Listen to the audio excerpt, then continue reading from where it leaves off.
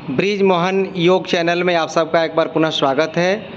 और आज मैं संध्याकालीन योग सत्र में बहनों को कुछ ऐसी समस्याएं होती हैं, उसे दूर करने के लिए बहुत इधर उधर भटकना पड़ता है, लेकिन कोई उसकी औषधि नहीं है। विशेष करके चाहे वो कोई भी पैथी हो, 2-3 समस्याएं बहनों को आजकल ज़्यादा हो रही है। एक, गर्भाशय संबंधी समस्याओं में पीसीओडी। आजकल पीसीओडी की समस्याओं से बहनों को जूझना पड़ रहा है। फिर पीरियड्स की समस्याएं या लिकोरिया की समस्याएं, ये समस्याओं को दूर करने के लिए केवल अकेला कपालभाति ही काफ़ी है। या पीरियड्स की अनियमितताएं हो या बांझपन की समस्याएं हों, ये कपालभाति को यदि आधा घंटा से लेकर के 1 घंटा तक नियमित रूप से किया जाए प्रार्थना के साथ, तो बहनों को इन समस्याओं से जूझते हुए चिड़चिड़ापन, कमर दर्द, अनिद्रा, सर दर्द, बेचैनी, घबराहट इत्यादि होने लगते हैं। इन सारे समस्याओं से बचने के लिए आपको सिर्फ कपालभाति आधा घंटा से 1 घंटा तक नियमित रूप से करेंगे। सावधानी रखना है बहनों को कि पीरियड्स के दौरान कपालभाति नहीं करना है और प्रेगनेंसी के दौरान भी कपालभाति का अभ्यास बिल्कुल नहीं करना है। इस अभ्यास को लगातार करते जाना है और एक झटके में सांस को बाहर की ओर फेंक देना है दोनों नासिका छिद्रों से। ये हमारे शरीर के अंदर के टॉक्सिन को बाहर निकाल रहा है। लगातार करते जाइए। कपालभाति की क्रिया प्राणायाम में सर्वश्रेष्ठ इसलिए कहा गया है कि बाकी प्राणायामों में जब हम अभ्यास करते हैं, सांस को अंदर की ओर भरते हैं, तो प्राणवायु के द्वारा विभिन्न प्रकार के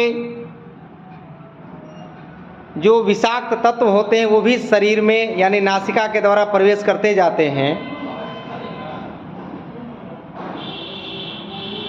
और जब कपालभाति की क्रिया करते हैं, इसमें केवल अंदर से बाहर की ओर गंदगी को फेंकने का यह कार्य हो रहा है इसमें सिर्फ, क्योंकि सांस लेने पर इस पर जोर नहीं दिया जा रहा है, सांस को बाहर फेंकने पर ध्यान को केंद्रित किया जा रहा है।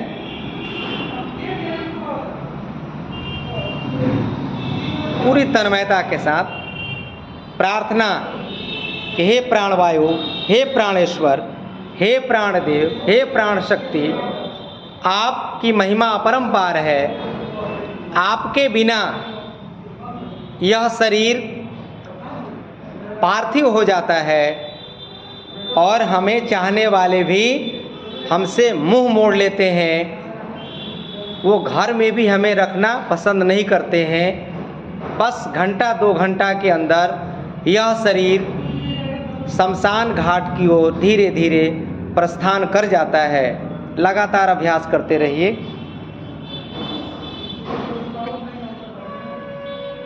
कपालभाति का अभ्यास, झटके से सांस को बाहर फेंकना है।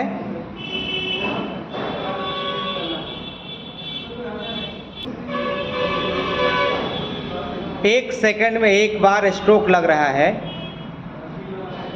ओम ओम का मानसिक जाप करते हुए अभ्यास को करिए।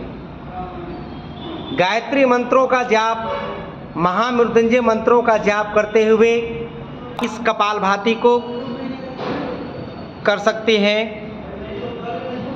एक पल के लिए भी कोई नकारात्मक विचार मन में नहीं लाना है।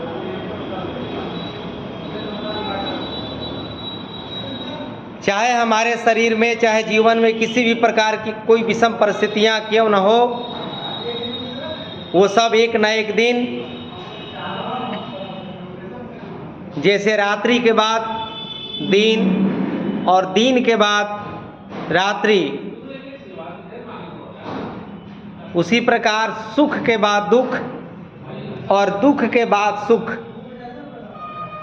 ये प्रकृति का नियम है, होते रहेगा, चलते रहेगा।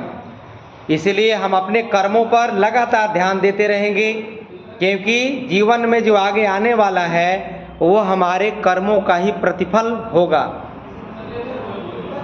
लगातार एक बार भी भूल करके क्रोध नहीं करना है जीवन में, ये आपको प्रयास करना पड़ेगा, क्योंकि बहुत कठिन कार्य है।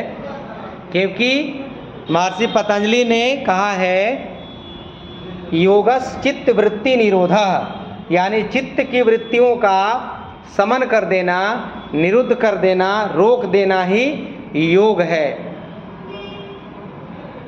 क्योंकि मन में कई प्रकार के विकार, विचार, तरंग बार बार उठते रहते हैं और उन्हीं तरंगों के वशीभूत होकर के हमारी इंद्रियां कार्य करने लगती हैं।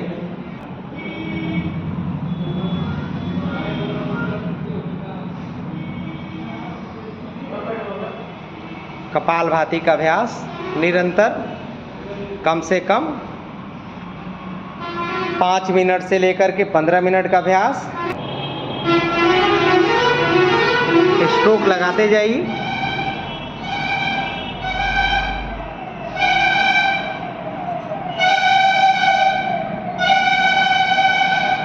तो आप सबसे एक बार पुनः निवेदन कि कपालभाति किस प्रकार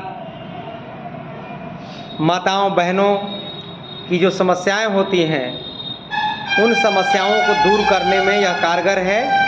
इसलिए हर माता बहनों को यह अभ्यास कम से कम 10 से 15 मिनट नियमित रूप से करना चाहिए और वो भविष्य में यानी जीवन के अंतिम पड़ाव तक वो इन समस्याओं से बची रहेंगी। तो एक बार पुनः इस अभ्यास को इतने देर तक आपने देखा तो आप लोग एक बार ब्रिजमोहन योग चैनल को सब्सक्राइब करेंगे, लाइक कमेंट्स करेंगे और शेयर करेंगे और कपालभाति का आनंद हमेशा आजीवन उठाते रहेंगे। धन्यवाद।